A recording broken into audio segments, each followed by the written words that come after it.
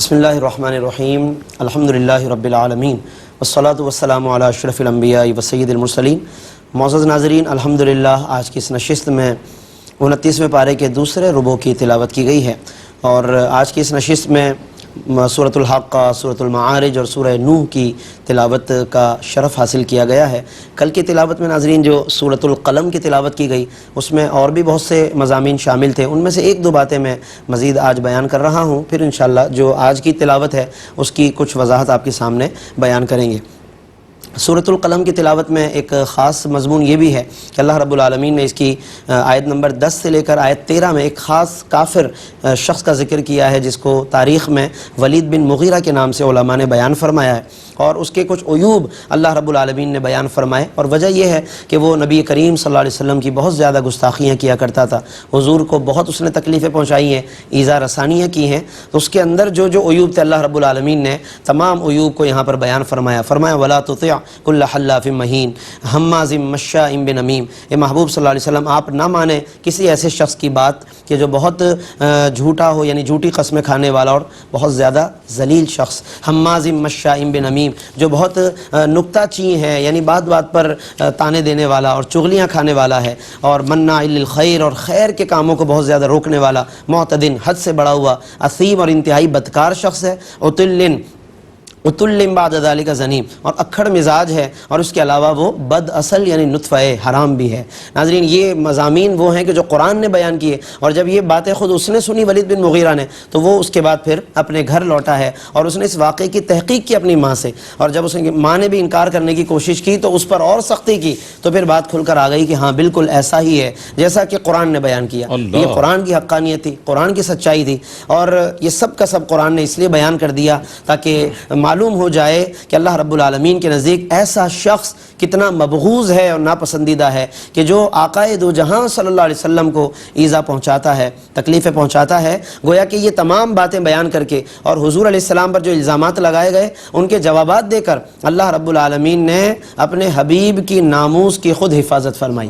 لہذا حضور کی ناموس و عزت کی حفاظت یہ خود اللہ رب العالمین کی سنت ہے، پھر اللہ جسے یہ توفیق دے دے اپنے بندوں میں سے تو یقیناً یہ اس کے لیے بھی بہت بڑی سعادت کی بات ہے۔ ایک بات تو یہ، دوسرا ایک اور مضمون ناظرین، یہاں پر اللہ رب العالمین نے ایک واقعے کی طرف اشارہ فرمایا جنہیں اللہ نے یہاں پر اصحاب الجنہ کہا ہے۔ یہ جنت کا لفظ یہاں پر سورۃ القلم میں باغ کے معنی میں ہے، ایک باغ کا واقعہ ہے کہ صنعاء یمن کے قریب ایک نیک شخص رہا کرتا تھا، جس نے ایک بہت اچھا باغ بنایا، اور اس لیے بنایا تاکہ یہاں کے پھلوں سے میں غریبوں کی خدمت کیا کروں۔ وہ نیک آدمی تھا، عرصہ دراز پوری زندگی وہ خدمت میں لگا رہا۔ جب وہ چلا گیا، پیچھے اس کی اولادیں آئیں، اب وہ اولاد بھی کچھ عرصے تک اپنے باپ کے نقش قدم پر رہی، پھر بالآخر ان کے دل میں وہ وسوسے آئے، اور انہوں نے کہا کہ ہم اتنی محنت سے باغ کو سینچیں، سجائیں، اور پھر یہ فقراء غریب لوگ آ جائیں اور ہم انہیں دیتے رہیں، تو کیوں نہ کہ ہم اپنا ٹائم بدل دیں۔ پھل چننے کا ٹائم تھا، غریب لوگ جمع ہو جاتے تھے، ٹائم پتہ تھا انہیں۔ اب یہ کہنے لگے ہم منہ اندھیرے چلتے ہیں، رات کے پہر میں اٹھیں گے، باغ میں چلیں گے، صبح ہونے سے پہلے سب کچھ کر کے فقراء کے آنے سے پہلے لوٹ جائیں گے۔ جب اس طرح کی ناظرین بدنیتی آئی تو پھر اللہ کی طرف سے بھی ایک عذاب آیا، ایک ایسی آندھی آئی کہ جس نے پورے باغ کو تہس نہس کر دیا راتوں رات۔ اب جب یہ وہاں پہنچے تو حیران رہ گئے کہ ہم کہیں غلط تو نہیں آ گئے، حالانکہ جب چلنے لگے تو ایک ان میں چھوٹا بھائی بھی تھا، اس نے کہا کہ ہم جا تو رہیں تو انشاءاللہ تو کہہ لیں کہ اگر اللہ نے چاہا تو ہم پھل کاٹ لیں گے، مگر انہوں نے کہا کہ انشاءاللہ کی کیا ضرورت ہے، انشاءاللہ کی کیا ضرورت ہے، ولا یستثنون، یہ قرآن نے کہا ہے کہ انہوں نے انشاءاللہ بھی نہ کہا، انشاءاللہ بھی نہ کہا، چنانچہ ایک وہ وبا آئی اور راتوں رات وہ سارا کا سارا تہس نہس ہو گیا۔ یہ پورا واقعہ ناظرین بیان کرنے کا مقصد یہ تھا کہ نعمتیں جب اللہ عطا فرمائے تو ان نعمتوں کا شکر ادا کریں اور دوسروں کو بھی اپنی استطاعت کے مطابق شامل کریں، ورنہ نعمت کا انکار اور تکبر سلب نعمت کا باعث بن جاتا ہے۔ وہ نعمت اللہ تعالیٰ سلب فرما لیتا ہے، اور جب نعمت سلب ہو جاتی ہے تو یہ اللہ کی شدید گویا کہ ناراضگی کا اشارہ ہوتا ہے۔ تو یہ سورۃ القلم کے مضامین ہے جس کو ہمیں تفصیل سے پڑھنا چاہیے۔ اس کے علاوہ ناظرین آج کی اس تلاوت میں سورۃ الحاقہ کی تلاوت کی گئی۔ الحاقہ ناظرین، حاقہ کا لفظ حقن سے بنا ہے، جس کا معنی ایک ثابت شدہ حقیقت، اور یہ قیامت کا ایک نام ہے۔ کیوں کہ قیامت ایک ثابت شدہ حقیقت ہے، کوئی کتنا انکار کرے، مانے یا نہ مانے، بہرحال قیامت ایک ثابت شدہ حقیقت ہے، اور قرآن اس کو مختلف ناموں سے بیان کرتا ہے تاکہ جو اس کی کیفیات ہے گویا کہ ان ناموں کے ذریعے وہ کیفیات پتہ چلے۔ القاریہ قرآن میں کھٹکھٹا دینے والی، یعنی ہلا کے رکھ دینے والی، یہ بھی قرآن نے ایک نام لیا. الحاقہ جو حق ہے، ہو کر رہنے والی چیز ہے یہ. اور مل حاقہ، اور وہ کیا ہے؟ فرمایا وما ادراک مل حاقہ، اور اے مخاطب تمہیں کیا معلوم کہ وہ کیا ہے. یہ ایک کیفیت بتائی تاکہ لوگ متوجہ ہو جائیں. پھر آگے عذابات بیان کیے ہیں کہ کس طرح سے قوم سمود پر عذاب آیا، قوم عاد پر عذاب آیا، اور اس کی تفصیل ہم اس سے پہلے بیان کر چکے ہیں.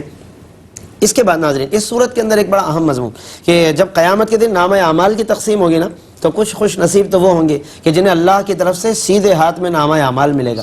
اور سیدھے ہاتھ میں ملنا ہی اس بات کی دلیل ہوگا کہ یہ شخص کامیاب ہے، کیونکہ سیدھے ہاتھ میں جب نامہ اعمال مل گیا تو وہ خوشی سے پھولے نہیں سمائے گا. اور اس کا کیا منظر قرآن نے بیان کیا کہ قرآن فرماتا ہے کہ جسے سیدھے ہاتھ میں اعمال نامہ دے دیا گیا فیقول، تو وہ خوشی سے کہے گا ہاں اقرؤوا کتابیہ، آؤ، سب کو کہے گا آؤ پڑھو میرا نامہ اعمال، دیکھو کیا لکھا ہے اس میں، مجھے سیدھے ہاتھ میں ملا ہے تو اب دیکھو پڑھو میں نے کتنے اچھے اعمال کیے. انی ظننت انی ملاق حسابیہ، مجھے تو پہلے ہی یقین تھا کہ میں اپنے حساب کو پہنچوں گا. فہو فی عیشۃ راضیہ، یہ شخص بہت اچھی زندگی میں رہے گا، وہاں فی جنت عالیہ، جنتوں میں رہے گا. اور آگے تک پھر اس کی وضاحت کی. مگر جسے الٹے ہاتھ میں نامہ اعمال ملا اس کے لیے تو بہت افسوس کا وقت ہوگا، یہ بہت تباہی کا وقت ہوگا یہ. اور اللہ ہم سب کو اس سے محفوظ رکھے.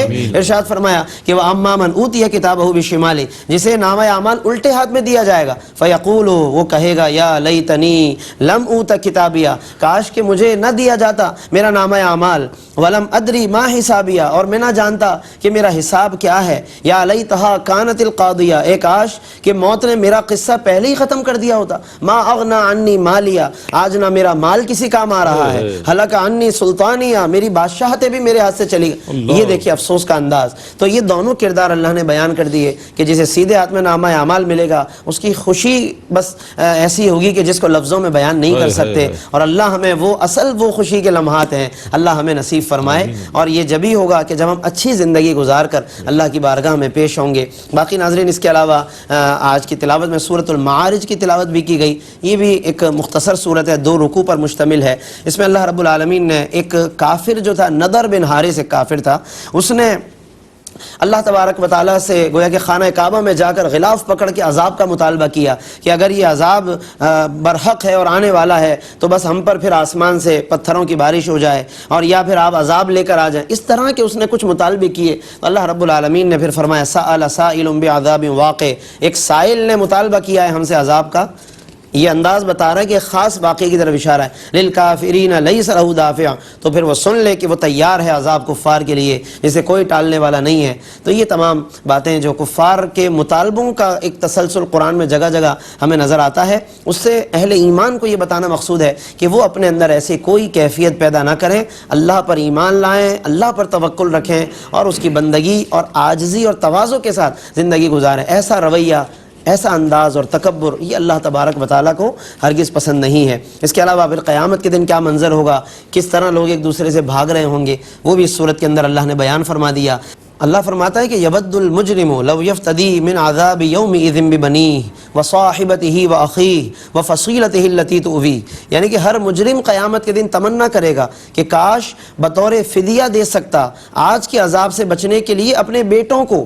یعنی کہ اس دن کیا حالت ہوگی، نہ تو ایک تو یہ رشتے کام نہیں آئیں گے، اس کے علاوہ ہر شخص یہ چاہ رہا ہوگا کہ یہ تمام رشتے جو مجھے کام نہیں آ رہے اور اب میں ان سے پیچھا چھڑانا چاہتا ہوں، یہ سب کے سب میں اللہ کی بارگاہ میں فدیے کے طور پر دے دوں اور عذاب کی شدت سے بچ جاؤں. ناظرین اندازہ کیجئے کہ کیا منظر ہوگا کہ بیٹے، بیوی، بھائی، وہ کنبہ اور خاندان، بلکہ فرمایا ومن فی الارض جمیعا، انسان کا بس چلے تو جتنے لوگ زمین میں ہیں وہ سب کے سب لوگوں کو فدیے میں لگا دے اور عذاب سے بچت ہو جائے. یہ تمنا ہوگی، لیکن ناظرین اس تمنا کا بھی کوئی فائدہ نہیں ہوگا. اور فرمایا کہ ثم ینجی، پھر اسے نجات مل جائے. کلا، فرمایا ہرگز ہرگز ایسا نہیں ہوگا. تو ہمیں اس وقت کے آنے سے پہلے ڈرنا چاہیے اور اپنے لیے کوئی ایسا اہتمام کرنا چاہیے، ایسا ذخیرہ کہ وہ ہمیں قیامت کے دن اللہ کی بارگاہ میں پیش آ سکے اور ہمیں الگ سے کچھ ایسا فدیے کے لیے یا کسی بھی قسم کے بچاؤ کے لیے ہمیں کوئی اور راستہ اختیار نہ کرنا پڑے. یہ تمام باتیں بھی قرآن کریم نے اس صورت میں بیان فرما دی ہیں. تو ضرور ہمیں چاہیے کہ ہم ان مضامین کا مطالعہ کریں.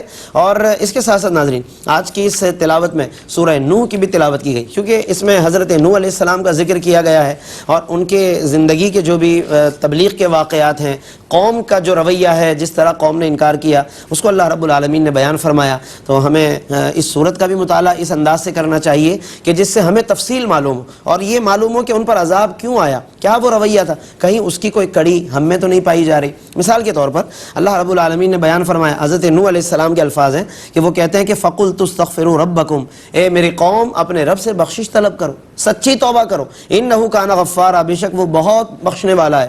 يُرْسِلِ السَّمَاءَ عَلَيْكُمْ مِدْرَارًا، وہ تم پر آسمان سے بارشیں برسائے گا. وَيُمْدِدْكُمْ بِأَمْوَالٍ وَبَنِينَ، اور خوب تمہیں دولت اور بیٹے اور اولادیں عطا فرمائے گا. اور بھی دیگر باتیں بیان فرمائی. یہ قابل غور ہے زیادہ کہ ہم بھی اپنے اعمال کا جائزہ لیں کہ ہم بھی جب گناہوں میں مبتلا ہیں اور مسلسل گناہ کرتے چلے جاتے ہیں تو پھر جب گناہوں کا رویہ ہم نے اختیار کر لیا تو پھر اپنی تنگی کا رونا نہیں رونا چاہیے. آج ہم گناہ بھی کرتے ہیں اور تنگی کا رونا بھی روتے ہیں. گناہ بھی کرتے ہیں پھر کہتے ہیں ہماری دعائیں قبول نہیں ہوتی. یہ رونا نہ روئے نا. پھر ہم قرآن فرما رہا ہے کہ فَقُلْتُ اسْتَغْفِرُوا رَبَّكُمْ، بخشش طلب کرو، معافی مانگو اور اللہ کی طرف رجوع کرو. پھر اللہ تبارک و تعالیٰ تمہارے لیے برکتوں کا سامان فرمائے گا. حضرت نوح علیہ السلام نے اپنی قوم کو یہ پیغام دیا لیکن وہ نہ مانے.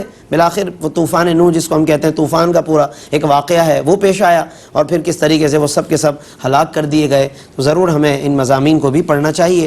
اور انشاءاللہ کل کی تلاوت میں سورۃ الجن سے پھر آغاز کیا جائے گا، اس کی تفسیر انشاءاللہ کل بیان کریں گے. اللہ رب العالمین ہمیں ان تمام مضامین کو سمجھنے اور اس پر عمل کرنے اور اللہ کی بندگی اور تواضع کا رویہ اختیار کرنے کی ہمیں اللہ رب العالمین توفیق عطا فرمائے. آمین. وآخر دعوانا ان الحمد للہ رب العالمین.